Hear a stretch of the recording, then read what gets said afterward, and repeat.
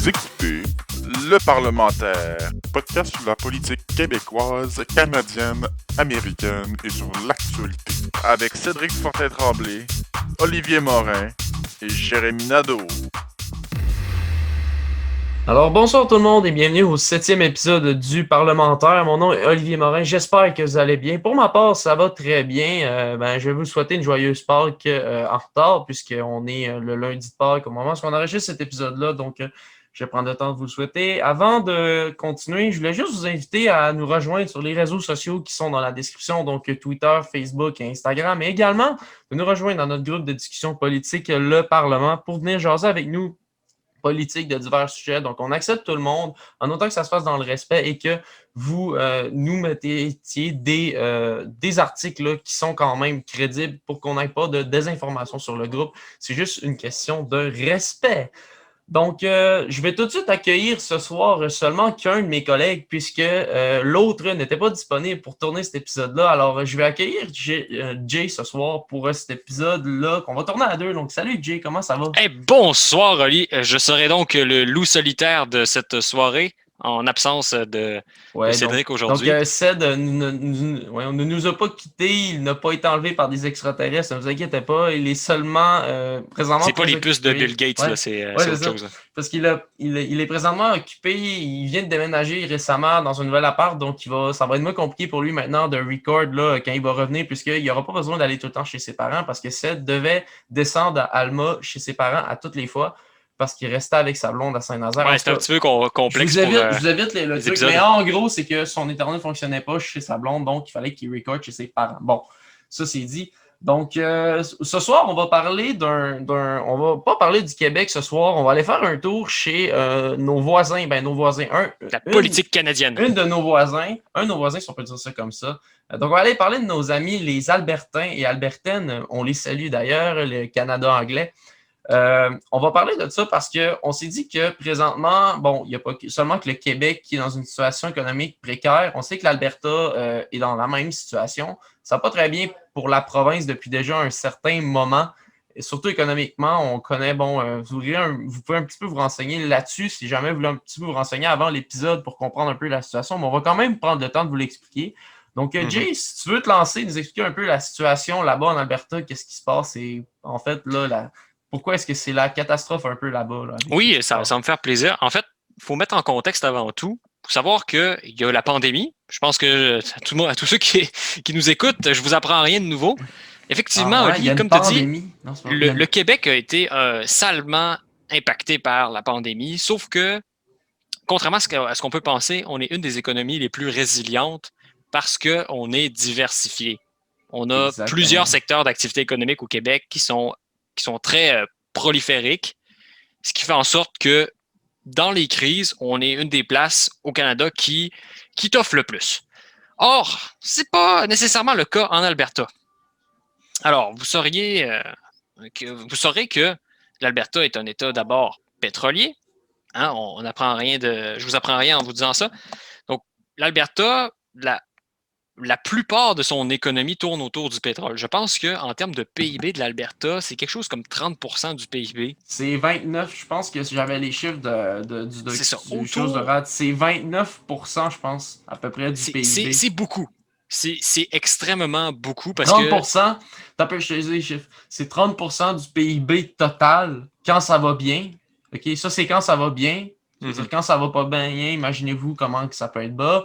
Puis c'est un emploi sur 5 qui est relié directement ou indirectement à l'industrie en Alberta seulement. Ça veut dire que seulement que travailler, mettons, dans un restaurant, genre, tu peux avoir un lien ou un direct. Tu sais, genre concierge, restaurant, ces choses-là. Là. Genre les hôtels, exactement. C'est quand même assez fou. C'est énorme. En fait, 30% du PIB, supposons que ce secteur-là va mal, ben c'est vraiment la plupart de l'économie qui est impactée par ça. C'est beaucoup. Et d'ailleurs, on s'entend pour dire également que s'il y a la COVID, il y a également une transition énergétique qui est en train de s'opérer sur la planète actuellement. Ce qui fait en sorte que le secteur pétrolier, malgré les hausses qu'on peut voir partiellement ces temps-ci, il est un petit peu... il traîne de la patte. Et en ce moment, la plupart des investissements qui se font sont dans les énergies renouvelables parce que c'est des secteurs d'avenir.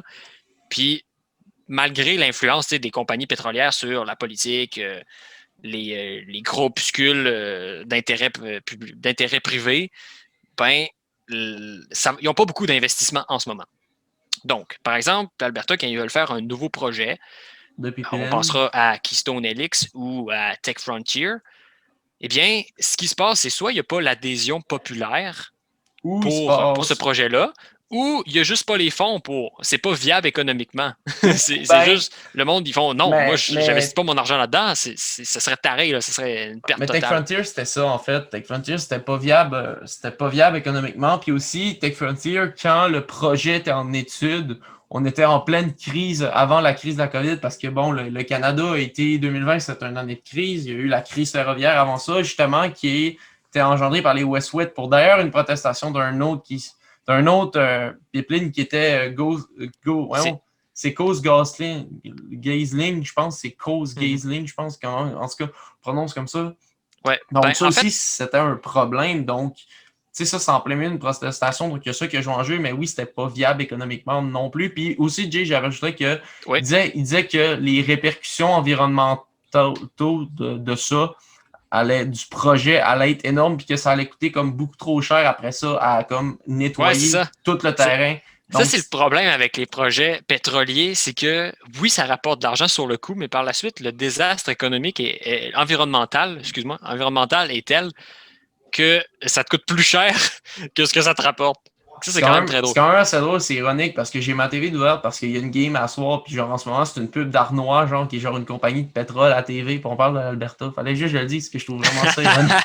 Je trouve vraiment ça ironique, mais en tout cas, on va revenir à nos moutons. Mais c'est les dieux qui nous observent, puis je vous mais envoie ça, les gars, un signal à la TV. Mais tu sais, Jay, t'as raison, puis aussi, il y a beaucoup le débat autour du transport du pétrole. Tu sais, on parle souvent du pipeline comme disant qu'il est sécuritaire parce que, tu sais, parce qu'on dit que par train, ça l'est pas. Puis, on ramène tout le temps l'exemple de Lac Mégantic qui dit que, bon, le train a explosé puis que ça ça fait en sorte qu'il n'y a pas d'acceptabilité sociale. Une tragédie, mais tu sais, à quelque part, je veux dire, le pipeline peut exploser pareil. Peut-être que le pipeline ne passe pas en plein milieu d'une ville, mais le pipeline passe quand même dans une forêt. Puis, il y a quand même des gens qui habitent dans la forêt. Puis, pas des gens, mais des animaux. Donc, en théorie, tu détruis pareil des habitats. Donc, tu sais, il y a beaucoup aussi de débats autour du pétrole. Puis son transport et tout ça. En fait, vois-tu, la plupart des méga projets pétroliers, c'est des pipelines en ce moment. On passera à Trans Mountain, qui a entre la Colombie-Britannique et l'Alberta, qui d'ailleurs a eu des coûts monstrueux, c'était exorbitant. C'est contesté. Beaucoup plus que ce qui avait été prévu. C'était comme 10 fois plus, là. Ça a été contesté énormément aussi. Je pense que Trans Mountain, ça s'est rendu très loin. Ça s'est fait imposer à la Colombie-Britannique. Ils n'ont même pas eu tant le mot à dire que ça, même s'il n'y avait pas Mais justement, en parlant de ça, je viens d'en parler de ça. Il me semble que les conservateurs avaient dit que pour accommoder l'Alberta, ils voulaient comme forcer. Je me souviens qu'Andrew Scheer, il avait dit qu'il voulait forcer le Québec pour aider l'Alberta à passer un pipeline sur notre territoire. Puis je me rappelle que le Bloc québécois s'y opposait. Puis je pense que même la CAQ s'y opposait à ce projet-là. Puis personne ne voulait que ça passe. Puis tu sais, on va en faire des liens tantôt, mais pour continuer ce qu'on disait, on voulait accommoder l'Alberta, mais c'est parce que quand tu es rendu, je pense que l'Alberta est tellement rendu bas que quand tu es rendu que tu as besoin que ton parti, parce que bon, regarde, le Parti conservateur du Canada, on va pas se le faire de cachette, c'est un parti de l'Ouest, mais on s'entend de l'Alberta, la Colombie-Britannique. La Colombie-Britannique, je pense qu'ils ont quelques. J'ai pas regardé, mais je pense que la Colombie-Britannique a quand même un peu de conservateurs, mais je pense que c'est plus libéral. Non, c'est NPD. C'est NPD au bout. C'est vrai, c'est NPD, c'est ça. Donc, c'est vraiment l'Alberta qui est juste comme plus là. Donc, tu sais, le Parti conservateur voulait comme faire passer le pipeline au Québec pour comme accommoder la province de l'Alberta et ça n'a pas fonctionné à ce qu'on voit parce que, bon, le Parti conservateur n'est pas au pouvoir. Mais pour revenir à ce qu'on disait, Jay, sur la crise économique, on se penchait maintenant sur... donc, on va maintenant se pencher sur la question qu'on se pose aujourd'hui, étant donné que Jay nous a fait cette superbe intro qui est quand même assez longue. Donc, la question qu'on va se poser aujourd'hui, c'est comment est-ce que l'Alberta va pouvoir se sortir de cette crise-là? Donc, on va énumérer plusieurs points. Si tu veux bien, en fait, la première chose que je ferais, c'est de faire un portrait. C'est quoi leur situation économique en ce moment en termes de chiffres? Ça va donner une petite idée. Je pense que tu as sorti des chiffres ici, genre d'évolution des prévisions fiscales. OK, donc ça, c'est en date de février 2020. Donc, il y a un an de donc ça, c'est un peu avant la crise de la COVID. Ouais, c'est ça. Puis, il y avait les prévisions aussi pour août 2020 qui étaient un petit peu plus haut.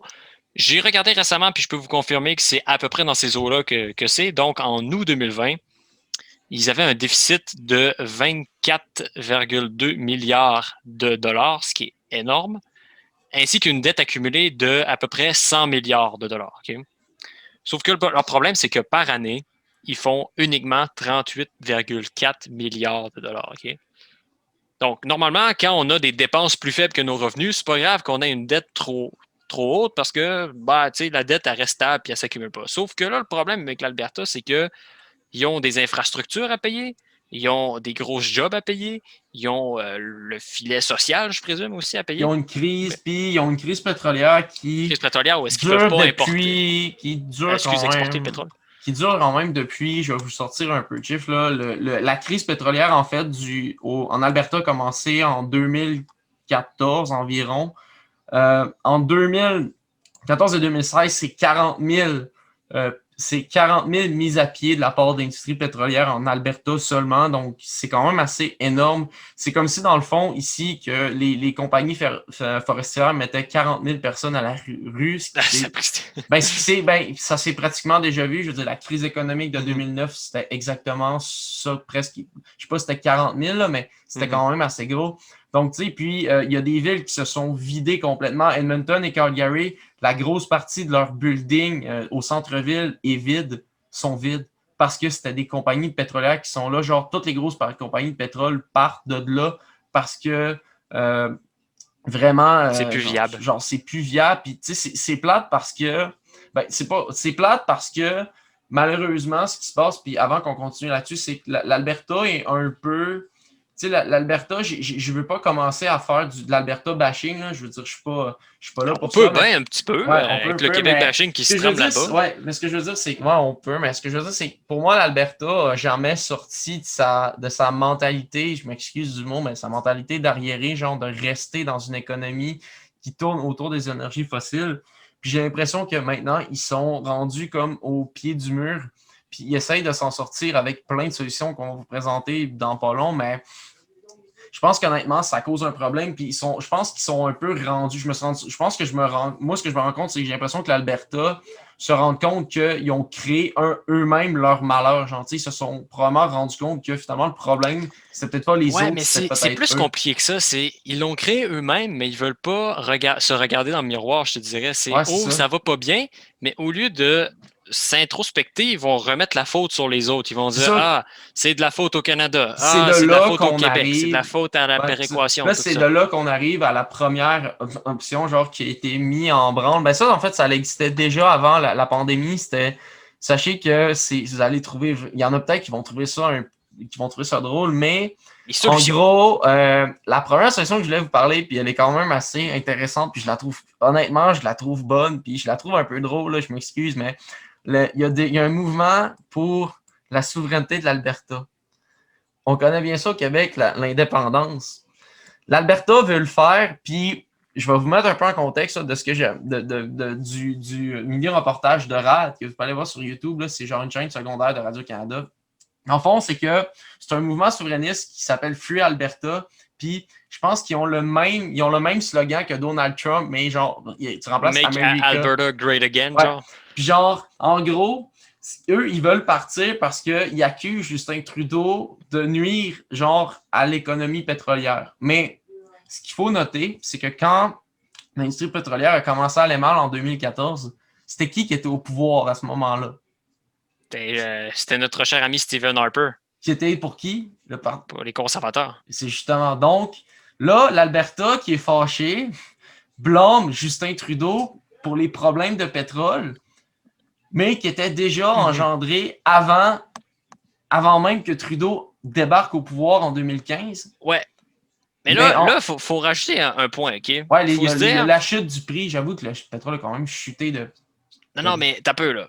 OK? Trudeau, avant la pandémie, faut se rappeler, non, pendant la pandémie, c'est ça, au début même. Il a donné beaucoup d'argent. Quand l'Alberta allait vraiment pas bien, il a donné 2 milliards de dollars à l'Alberta. Comme ça s'est quasiment passé en dessous de la table. Ça n'a vraiment pas été tant médiatisé que ça. Ben, ça a été fait secrètement. Il paraît que les lobbies pétroliers ont fait des réunions vraiment secrètes, genre pour. Puis pire encore, ils ont fait des réunions.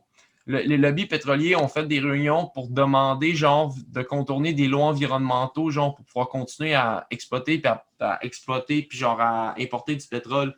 Il paraît, genre, qu'ils ont essayé, comme, de contourner des lois qui n'ont pas. Je pense que ça n'a pas passé, finalement, mais il me semble que les lobbies pétroliers ont vraiment essayé. Ils ont vraiment essayé de faire toutes des passes. Ils ont vraiment essayé de faire beaucoup de passes croches. Je pense que ça n'a pas fait. Je pense que ça n'avait pas fonctionné. Non, effectivement, ça n'avait pas beaucoup fonctionné, mais l'affaire, c'est qu'ils ont quand même obtenu 2 milliards de dollars, sauf que qu'est-ce qui s'est passé par la suite, c'est que cet argent-là a servi à globalement payer le statu quo.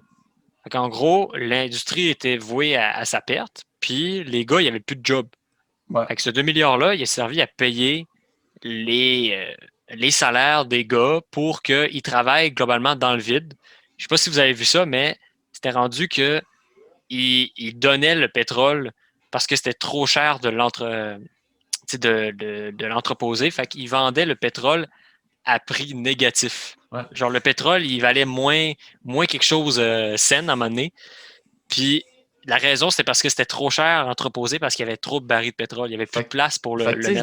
Dans le fond, ce qui est drôle, c'est que cette solution-là, ce qui me fait rire, c'est que pour moi, je la trouve un peu drôle parce que sérieusement, genre sortir, genre être, tu sais, je veux dire, faire une souveraineté, c'est quelque chose d'extrêmement compliqué, là. Puis, tu sais, c'est vraiment une grosse affaire. Puis, je trouve ça drôle parce que, tu sais, on va se dire les vraies affaires, là, pourquoi je trouve un peu ça ridicule, cette stratégie-là, c'est que l'Alberta, l'Alberta chiale que Trudeau leur nuit, mais c'est parce que l'Alberta dépend de qui pour vivre depuis, genre, tout le temps. Elle dépend du fédéral. Donc, ça dépend de tous les impôts de tous les Canadiens. Oui, je sais, mais si l'Alberta part en ce moment avec la situation qu'on connaît concernant l'exploitation des énergies fossiles, si l'Alberta part, se dit OK, fine, nous autres, on veut vendre du pétrole. Mais présentement, aux États-Unis, Joe Biden n'a plus l'air à vouloir acheter du pétrole. On sait qu'il a quand même coupé les vivres à Keystone. Oui, il a coupé le projet de Enbridge, ça? Ah, c'est Keystone aussi, je pense. Ouais, excuse, c'est ça, c'est Keystone. Ouais, Keystone. Puis dans le fond, Keystone Helix, ça a été coupé par Joe Biden. C'est ça. Puis tu sais, l'affaire que je me pose, c'est que si l'Alberta, mettons, décide de le faire, dit OK, on se pousse. Mais c'est parce que là, le problème qu'il y a à ce moment-là, c'est que le gros problème à lequel tu es confronté, c'est que si l'Alberta décide de rester avec le pétrole et qu'ils ne peuvent pas le vendre et qu'ils se rendent compte qu'ils s'enfoncent encore plus dans le trou au lieu d'en s'en sortir, si tu n'as pas de plan, qu'est-ce que l'Alberta va faire? Et à mon avis personnel, ce qui va se passer si l'Alberta ne réussit pas à vendre du pétrole, je ne sais pas s'il y en a qui connaissent ce qui s'est passé à Détroit, au Michigan, quand l'industrie automobile a fermé là-bas. Détroit n'avait aucun plan B de relance économique. Ça s'est écroulé. Détroit est devenu une ville complètement fantôme, des secteurs de ville qui ont été abandonnés. C'est devenu une ville qui a été hyper criminalisée. C'était rendu que, genre, tu pouvais pas te promener. Genre, c'était rendu que quelqu'un tu te promenais la nuit à Détroit, puis les policiers t'arrêtaient sur le bord du chemin pour savoir ce que tu faisais là. Et quand on en est là, c'est parce que ça vous donne un peu une idée de. C'est ça, ça allait pas très bien à Détroit à ce moment-là. À mon avis personnel, je pense que si l'Alberta part, ils sont mieux d'être capables de se trouver des acheteurs pour leur pétrole parce que s'ils ne se trouvent personne, je m'excuse, mais l'Alberta ne se sortira jamais du problème parce que l'Alberta, c'est pas une cachette, dépendent du Canada pour vivre. Et la preuve, les conservateurs voulaient passer un pipeline, voulaient forcer nous autres au Québec à passer un pipeline sur notre territoire pour être capable de subvenir aux besoins de la province qui vend le pétrole. Donc, en gros, si l'Alberta part, je ne sais pas comment que l'Alberta va faire pour essayer de passer des pipelines partout parce qu'on s'entend dessus que Jason Kenney n'enverra peut-être pas un texto à François Legault pour lui demander de passer un pipeline chez nous. Donc, il y a tout ça qui était en jeu. Alors, pour moi, cette solution-là, j'espère juste que l'Alberta est vraiment sûr de sa chute avant de le faire. Mais moi, je pense que ça ne se fera pas avant l'élection fédérale, genre avant la prochaine élection fédérale. L'affaire, là, c'est qu'ils veulent se rattacher aux États-Unis. Sauf que les États-Unis, en ce moment, Ce qui se passe, c'est qu'ils achètent leur pétrole à rabais, à 40% de rabais. Là. Puis Biden ne veut plus acheter, aux États-Unis. C'est ça. Biden, il ne veut plus en acheter parce que ça fait en sorte que ils en ont déjà bien trop. Ils sont autosuffisants en ce moment en termes de pétrole. Puis le plan de l'Alberta, à la base, c'est qu'ils ne seront pas indépendants tout seuls. Ils veulent se rattacher aux États-Unis pour faire partie de la fédération un peu des États-Unis. Puis ça les aiderait au niveau économique, pense-t-il. Sauf que dans les faits, les États-Unis, ils n'en ont pas vraiment besoin de ce pétrole albertain-là. Puis d'ailleurs, ils savent très bien au point où ils ont coupé le projet Keystone LX. Donc, en ce moment, je te dirais que leur projet d'indépendance n'est pas viable parce qu'ils sont dans un guet-apens. Puis oublie pas que sous Donald Trump, on se rappelle l'ALENA qui a été complètement... L'ALENA qui a été genre renégociée, mais on s'entend que ça a fait énormément jaser tout ça. Puis il y a l'ALENA qui a été pris en compte là-dessus. Puis même à ça, on s'est rendu compte que l'ALENA, au bout du compte, nous a peut-être pas avantagé tant que ça. Fait que, d'un sens, l'Alberta dit on va aller se rattacher aux États-Unis, mais en même temps, quand Donald Trump était au pouvoir, il s'arrangeait pour taxer tout ce qui passait genre du Canada aux États-Unis. Donc, c'était pas avantageux. Même le pétrole. Sauf que là, ils sont même à ça, on est confronté, puis même ici au Québec, présentement, on est confronté à ce genre de truc-là parce que présentement, regardez, je veux dire, présentement, dans une crise ici au niveau même de la forêt, parce que quand vous regardez, je ne sais pas si tu as vu l'autre fois le reportage Jay à TV qui parlait du prix du bois qui est en train de complètement gonfler, mais genre, il y a des, genre les planches de 2x4, je pense, le prix a comme triplé, puis voire quadruplé, là. Genre la planche est rendue à quasiment, je pense, c'est rendu à 8$. Là. C'est vraiment, vraiment, vraiment, vraiment cher, là, honnêtement, là, à cette heure. Fait que, même à ça, on se rend compte que l'impact des États-Unis qui veulent vendre le moins, qui veulent acheter le moins possible à l'extérieur du pays, ben ça finit par coûter cher à certaines provinces. Et l'Alberta, j'ai l'impression que l'Alberta ne semble pas conscient de ça. J'ai l'impression que l'Alberta baigne un peu dans l'ignorance puis dans leur monde. Puis j'ai l'impression que c'est ça que l'Alberta fait en sorte que la situation de dire on veut partir n'est pas bonne. Parce que les États-Unis n'accepteront pas que l'Alberta vienne jouer chez eux. Ben, ils sont dans un piège parce que l'Alberta, ils ont deux options. Soit ils restent dans le Canada, soit ils sortent du Canada. Puis en ce moment, on s'entend que l'option indépendantiste, c'est quoi? C'est genre 10 à 15% de la population. Donc c'est parce que pas beaucoup. Jason Kenney est en train de se faire revirer de bord. Je vais juste dire mon point, là, un instant. Ouais, puis dans le fond, ce qui se passe, c'est que soit ils sortent, soit ils rentrent, soit ils restent. Or, en restant, ce qui va se passer, c'est que justement, ils seront plus viables. Parce que dans tous les cas, le pétrole, à long terme, c'est juste pas viable. Puis il n'y a pas l'acceptabilité sociale au Canada pour renvoyer de l'argent à l'infini à l'Alberta. Puis eux autres, ce qui se passe en ce moment même, qui va être très, très intéressant parce que ça peut vraiment genre jouer le sort du Canada au complet, c'est que eux, puisqu'ils sont dans une situation économique vraiment défavorable, ben, ils remettent en question ce qu'on appelle la péréquation. Puis là, tout le monde ici est conscient de c'est quoi la péréquation. La péréquation, c'est le système pan-canadien qui sert à équilibrer un peu les budgets des provinces plus riches avec les provinces plus pauvres, puis qui est un peu, on va dire, l'assise même du fondement économique au Canada. Or, en ce moment, le beau discours qu'il y a en Alberta, on va dire la légende, c'est que l'argent de l'Alberta est envoyé au Québec, qui est techniquement plus pauvre, pour payer le garderie.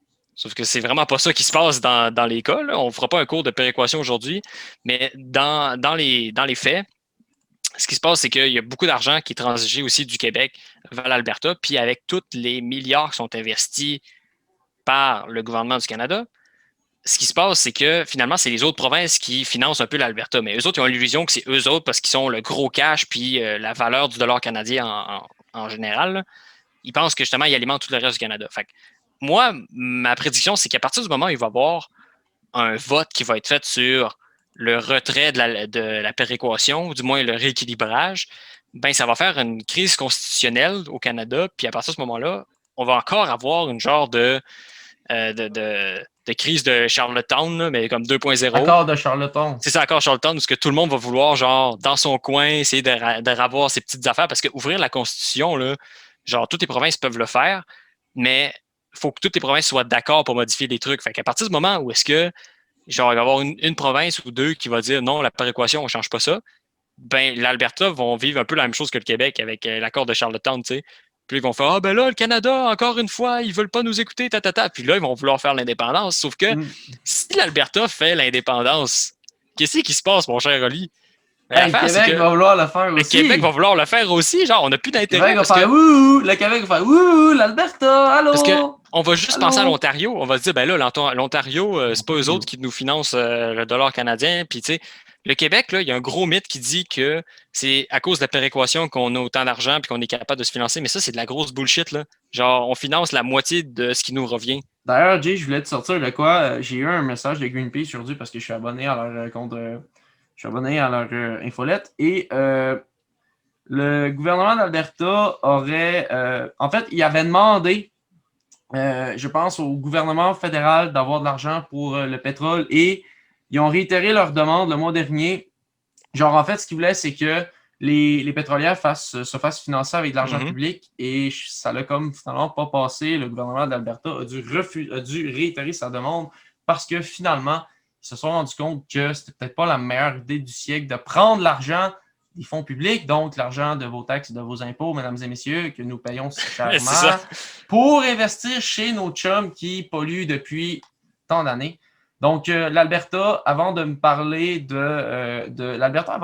d'indépendance, commencez par essayer de ne plus être dépendant du Canada, s'il vous plaît, puis essayez justement le concept de l'autosuffisance. Ici au Québec, l'autosuffisance, on est en train de l'essayer, puis pour vrai, ça fonctionne. Je rappelle qu'on a ce qu'on appelle ici de l'hydroélectricité qui existe depuis longtemps, puis qu'on vend des Américains, puis on fait de l'argent et c'est renouvelable pour toutes les années. Puis on fait du gros cash. Puis là, je vois venir du monde parce que, tu sais, Jay, tant qu'à parler d'énergie fossile, pourquoi pas enchaîner là-dessus pour faire une transition sur la suite de ce qu'on pourrait regarder. La prochaine idée que j'avais en tête, elle vient de me venir en tête, c'est le monde qui pense que le foutu gaz naturel, c'est la porte de sortie. La réponse à ça, elle est courte. C'est non. OK? Puis vous en avez une preuve. GNL Québec, en ce moment, est en phase terminale, OK? Les pros GNL Québec, votre party, je m'excuse, je vais parler comme quelqu'un d'assez direct, là. Votre party achève, ça arrive de Champagne, ça n'arrivera pas. Je pense que le BAP a été clair là-dessus. Le gaz naturel, présentement, selon les études qui sont sorties, je pense qu'en 2025 à 2030, il n'y en aura plus. Ça va remplacer les mines de charbon. Ça remplace les mines de charbon dans certains pays, mais au bout du compte, c'est autant polluant parce que ça émet un gaz qui s'appelle le méthane. Qui, c'est pire que le CO2, le méthane. C'est 100 fois ou est-ce que c'est 100 fois? Je pense que c'est 100 fois plus polluant. Et là, avant de me faire traiter. Je pense à l'industrie du bœuf, par exemple. Mais là, avant de me faire traiter de sale en verdeur par les pro-pétrole et les gens de droite qui adulent le Parti conservateur, puis sachez que je suis bien open à débattre avec du monde de cette comosphère politique-là. J'ai aucun problème. D'ailleurs, jamais vous voulez venir débattre à l'épisode, jamais il y en a qui nous écoutent. Ça va me faire plaisir. Ça va me faire plaisir de vous inviter à un moment donné. Mais avant de me traiter... la ligne ouverte. Dans la ligne ouverte, dans la future ligne ouverte. Mais avant de me traiter d'enverdeur, OK, je vous fais rappeler que là, le gaz naturel, on parle d'un consensus qui est scientifique. Okay? Ça a été prouvé scientifiquement, puis j'ai pas besoin de vous citer toutes mes sources parce que, bon, vous avez juste à googler sur Internet, puis vous allez quand même être capable de trouver ça facilement. Ouais, des articles sérieux scientifique est clair, net et précis. Le gaz naturel, ce n'est pas une porte de sortie pour des énergies renouvelables, vertes et économiques. C'est pas viable. Et au Saguenay, malheureusement, GNL Québec n'apporterait que, je pense, une certaine pourcentage du revenu, puis le reste, ça irait à qui? Aux investisseurs américains. Donc, arrêtez de me casser les oreilles avec le fait que ça va être local, gaz naturel, ça va aider l'économie. Puis que le gaz naturel, donc le gaz naturel, c'est pas une solution non plus qui est viable pour sortir l'Alberta du trou. Puis même à ça, l'Alberta profiterait de ce gaz naturel-là et j'ai pas envie d'être le dépanneur. J'ai pas envie que ma province soit le dépanneur de l'Alberta. Mon État. L'Alberta est quand même... Je pense que l'Alberta est capable de se débrouiller par eux-mêmes. À un moment donné, je vais sortir mes skills de sciences politiques. Je me souviens plus si c'est vraiment le mot, le dernier mot, c'est ça. Mais à un moment donné, les maudites politiques de pouvoir soutenu, OK, le pouvoir soutenu, je ne me souviens plus si c'est soutenu le dernier à la fin. Mais ce que je veux dire, c'est que en gros, le pouvoir soutenu, c'est que tu fais quelque chose parce que tu as eu... c'est les lobbies. Un peu pour répondre à un ordre pour les lobbies. Donc, en théorie, le Québec serait pogné comme ça. Donc, si le Parti conservateur arrive au pouvoir, mettons que le pouvoir serait pas mal soutenu avec le Québec. Ouais. Je ne sais pas si c'est soutenu. Ça, on voulait en parler dans un autre épisode, mais Fitzgibbon en tant que tel, le fait qu'il y ait des intérêts dans plusieurs compagnies en tant que tel, puis que ce soit lui qui soit ministre de l'économie, techniquement, c'est un peu ça. Là, donc, c'est moi, le gaz des gros naturel, conflits d'intérêts. C'est pas une option. Puis arrêtez, je veux dire, moi, je suis pas pour ça. Je suis aucunement dans les idéologies politiques des énergies fossiles. Bon, là, il y en a qui vont. Bon, j'ai un char à gaz, qui vont dire ouais, mais t'as un char à gaz, puis tu chiales sur les énergies fossiles. Mais c'est parce que aussi, le problème, c'est que des chars électriques, présentement, ça coûte la peau du derrière. C'est pas achetable sur le marché. Mais c'est vrai, c'est pas achetable sur le marché. Effectivement, mais puis dans les bornes 5 de recharge, ans à peu près. Là, puis les bornes de 5 recharge, ans. en ce moment, sont pas assez efficaces pour charger un char longtemps. Puis c'est pas encore assez 100%. C'est pas achetable. Donc, personnellement, en tant qu'étudiant universitaire, j'ai comme pas vraiment beaucoup les moyens de m'acheter un char électrique. Normal, donc, avant de me critiquer que je critique l'industrie pétrolière avec un char à gaz, sachez que c'est parce qu'à un moment donné, quand tu es étudiant, il faut que tu penses à ton argent comme il faut pour pas être endetté. Bon, mon cher Oli, pour revenir dans le cru du sujet maintenant, il y a une autre solution aussi qui pourrait être envisagée par les Albertains, en fait, même qui, en ce moment même, est déjà très sérieusement envisagée, et c'est le fait de changer de régime politique, dans le sens où on change de gouvernement. Mais Jay, je peux-tu lancer quelque chose avant ça? Je vais apporter mon point. Là. Parce que je voulais dire de quoi avant. Sache que Jason Kenney, en ce moment... Donald Trump du Canada. On pourrait penser que, puisque sa face est dans les médias, quand on parle de l'Alberta, c'est souvent lui qui reçoit, on pourrait penser qu'il est super populaire, sauf que, dans les faits, c'est pas du tout le cas. Jason Kenney, en ce moment, il est en gros chute de popularité, puis c'est le seul dirigeant au Canada qui n'a pas su profiter de la vague de la COVID. Tout le monde a eu ce qu'on appelle une genre de vague de popularité parce qu'il était extrêmement médiatisé puis qu'il s'imposait en tant que protecteur des personnes. Lui, c'est le contraire. Au début, il a été très albertain, puis il a fait ces petites affaires-là, la COVID, là, c'est rien, on va laisser tout ouvert.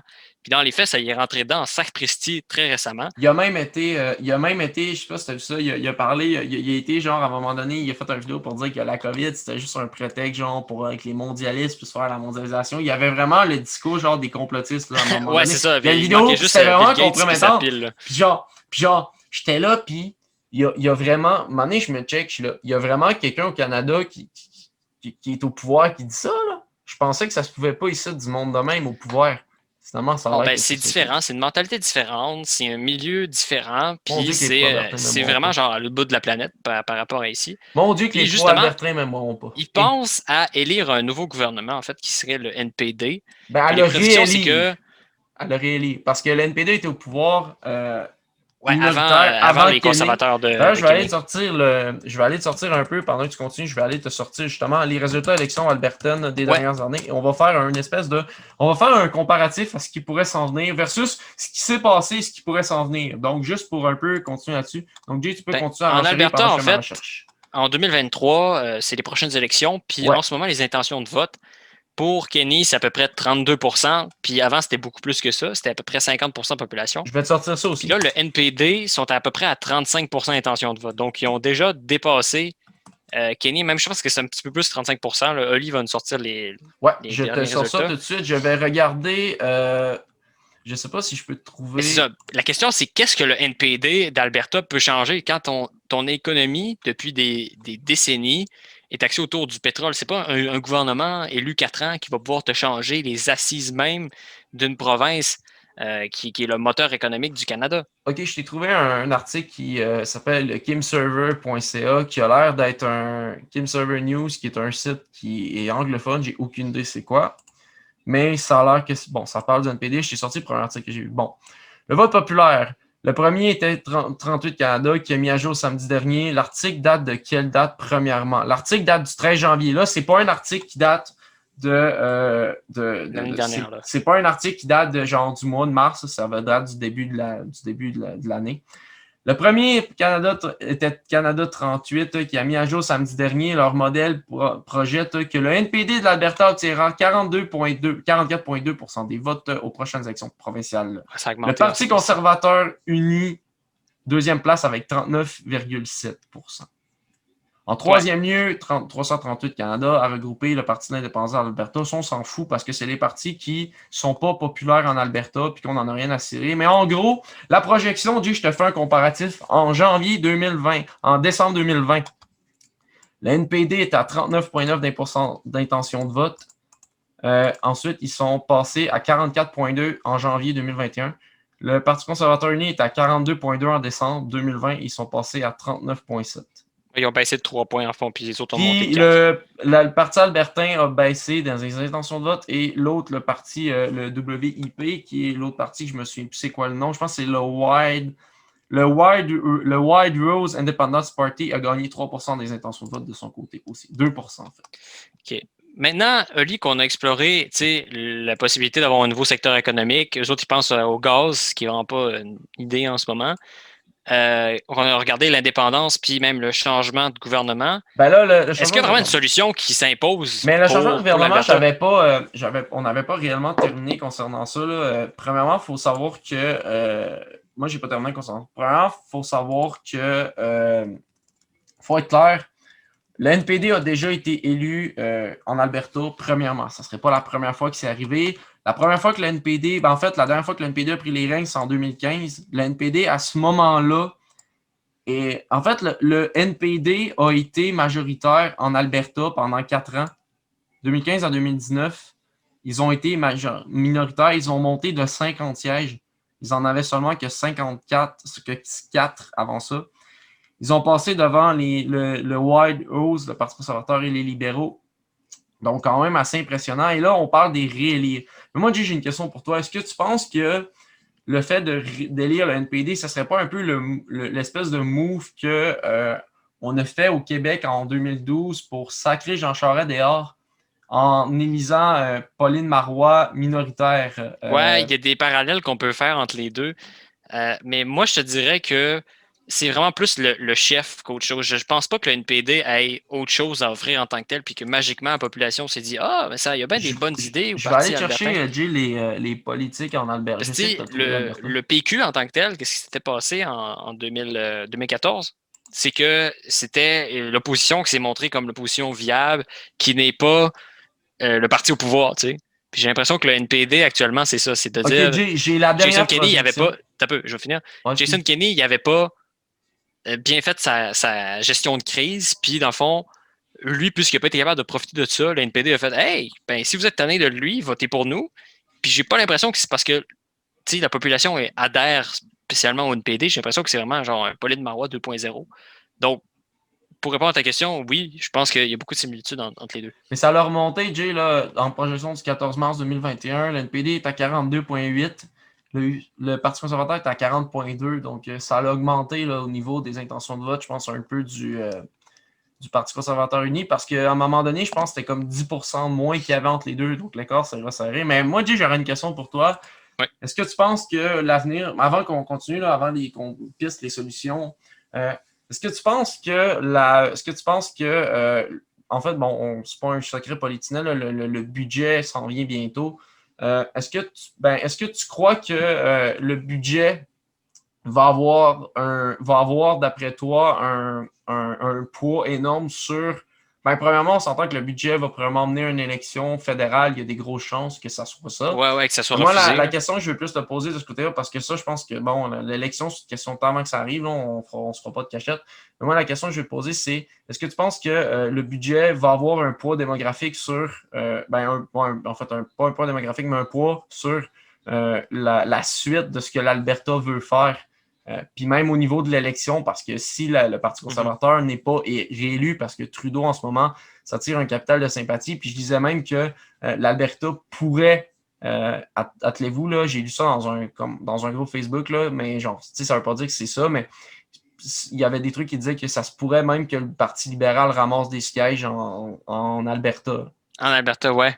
Genre, puis que Trudeau soit majoritaire. C'est très possible. Tu sais, là, on est en train Moi, je pense que Trudeau va être majoritaire. Honnêtement, je suis convaincu qu'il va rentrer majoritaire. On ne veut pas embarquer dans les élections parce que c'est pas le cas, mais parce que c'est pas l'épisode d'aujourd'hui, mais genre, tu sais, ça prouve à quel point que l'Alberta est en train de prendre une chire solide au niveau de leur changement de... Ben, moi, je prédis qu'à moyen terme, il va y avoir une crise au niveau du Canada à cause de l'Alberta, parce qu'en ce moment, tu as deux Canada. Tu as le Canada de l'Est qui pointe dans une direction, puis tu as le Canada de l'Ouest qui pointe dans une autre direction, puis les deux se sentent aliénés l'un face à l'autre, et j'ai vraiment l'impression que non seulement le budget fédéral va ajouter une couche par-dessus ça, mais que également, dans les années à suivre, là, j'ai vraiment l'impression qu'on va assister à une crise politique majeure au Canada, parce qu'en ce moment, avec Trudeau, il y a un peu le compromis du Canada qui est vraiment très, très, très sincèrement bafoué parce que à la base, le Canada, c'est fondé sur le principe de oui, il y a un gouvernement fédéral, mais chacun peut faire ses trucs de son côté. Tu sais. Puis genre, les provinces s'aident mutuellement.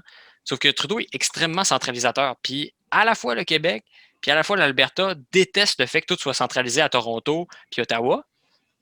Puis dans ce cas-là, on se sent très, très aliéné face au gouvernement fédéral. Puis j'ai l'impression que ce budget-là, avec l'argent qui va être distribué, d'ailleurs, de l'argent qu'on n'a plus du tout, là. Ce budget-là, c'est un budget qui va être très, très dépensier, puis ça va être de l'inflation après de l'inflation qui va en ressortir.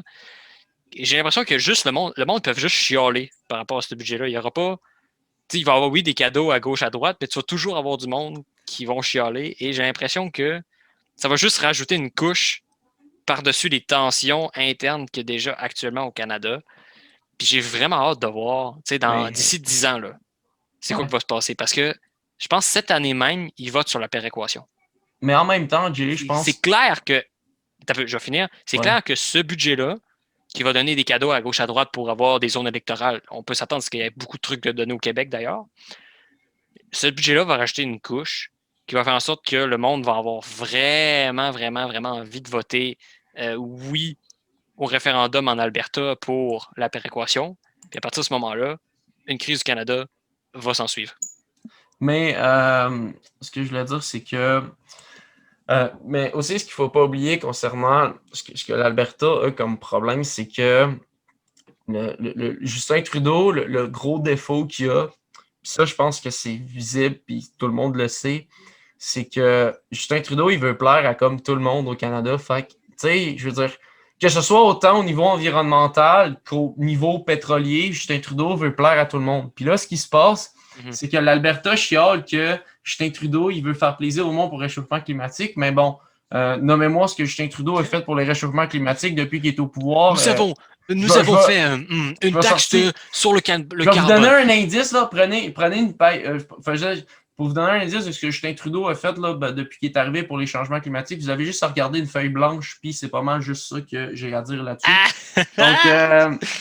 Donc, puis d'ailleurs, bon, il y a eu la fameuse taxe carbone qui a été finalement jugée comme constitutionnelle. Je pense que c'était le Parti conservateur, je pense qu'il l'avait jugé. Ouais, c'est inconstitutionnel. D'ailleurs, le Parti conservateur.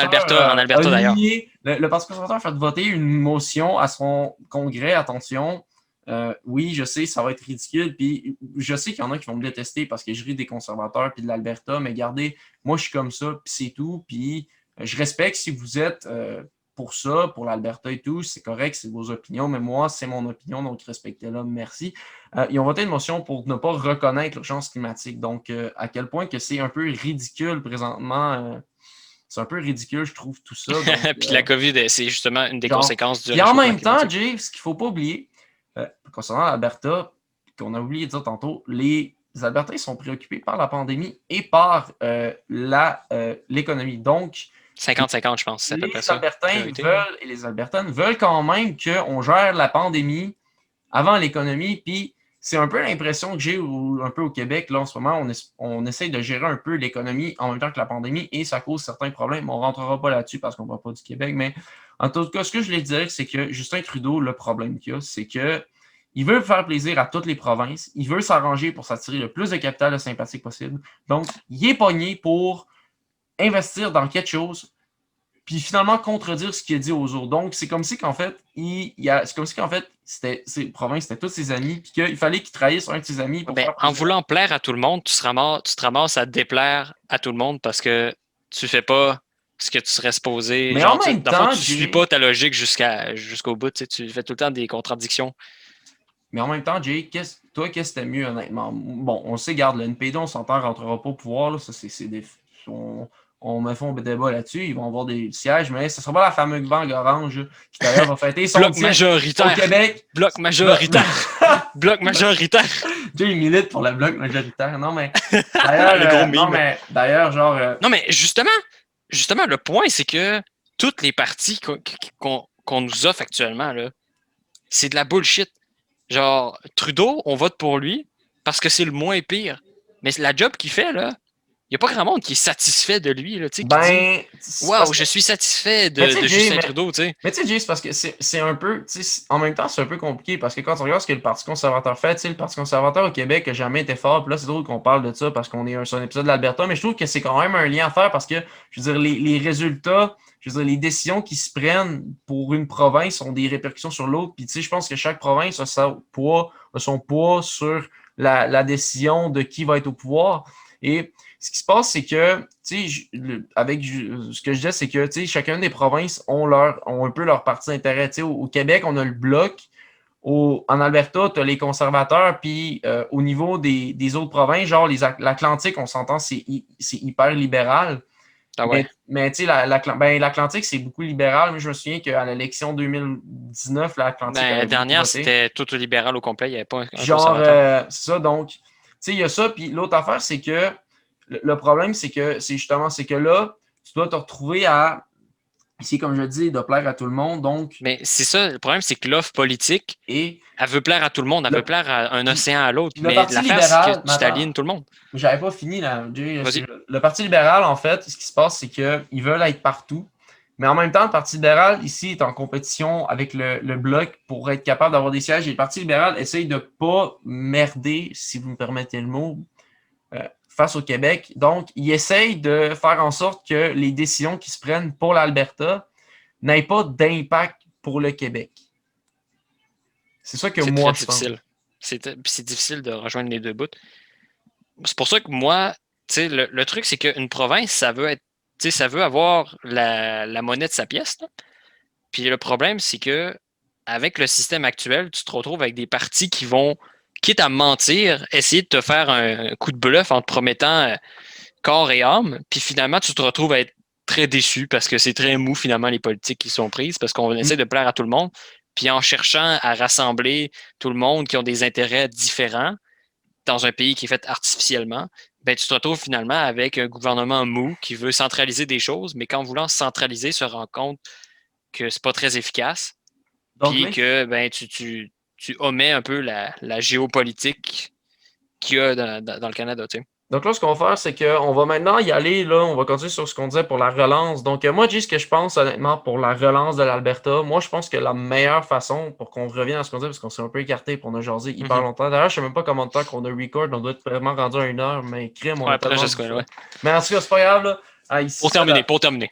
Ouais, on va terminer là-dessus. Là, on va essayer de faire ce cours parce que là, ça commence à faire un bout qu'on est là. Puis, tu sais, on est juste deux, fait que le monologue est plus long parce que vu qu'il manque 7, ça paraît qu'il manque 7 ce soir. Moi, je pense que l'Alberta doit y aller avec l'autosuffisance. Je pense je pense que si l'Alberta est capable de se faire un plan sur l'autosuffisance, d'essayer d'être moins dépendant du Canada au niveau de leur énergie, d'essayer d'avoir peut-être de se trouver des énergies qui sont beaucoup plus vertes, puis qui feraient en sorte qu'ils seraient capables de retrouver un certain poids parce qu'il parlait, j'ai lu un article tantôt justement avant l'épisode pour préparer un peu, qui disait que il prévoyait projeter de l'argent là, pour que la dette se rééquilibre, je pense, d'ici 3 ans, en mettant, je pense, c'est 7 millions, parce que la dette est, de 7 milliards, je pense. C'est 21 millions, je pense, ou milliards, la dette. Fait qu'il voulait comme mettre... Non, la dette est de 100 milliards en ce moment. 100 milliards, mais là, il était de 21, mais le déficit du budget était à 21, je pense, au dernier de l'année 2020, je pense qu'il était à 21. Ouais, ben, les dépenses sont à 60 milliards de dollars, puis ils ont juste 34 milliards de revenus, puis c'est projeté à la baisse. S'ils veulent faire une relance, j'ai l'impression que premièrement, l'Alberta va devoir arrêter d'être dépendant des industries pétrolières et des lobbies, puis il va falloir qu'elle arrête de vouloir un peu aller vers l'américanisation. Elle va devoir se débrouiller par elle-même. Parce qu'il n'y a pas de place pour elle sur le marché. Je sais qu'il y en a qui vont me dire que c'est un peu, que je suis raide avec ça, mais honnêtement, je pense que c'est la meilleure façon pour eux de s'en sortir. Et le Québec commence à le faire et franchement, on voit les impacts que ça commence à amener un petit peu sur nous. Donc, je pense que l'Alberta, premièrement, est en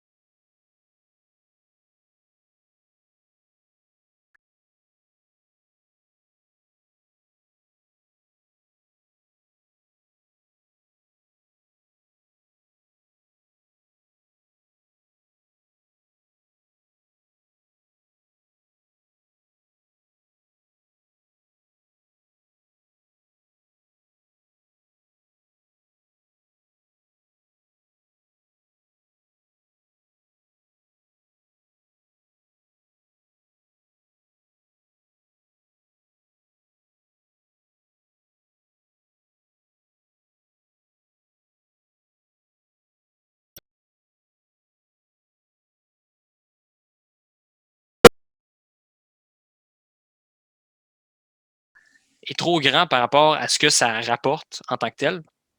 Puis c'est pour ça que je prends vraiment le commerce de proximité. Donc, oui, avec les États-Unis, qu'est-ce qu'il y a de l'autre bord de la frontière, puis les autres provinces, quitte à ce qu'éventuellement, ils se rendent compte qu'ils n'ont plus besoin du Canada, puis qu'ils peuvent partir les 4 provinces ensemble, faire leur propre pays, pour que finalement, la géopolitique normale, donc qui prend en compte le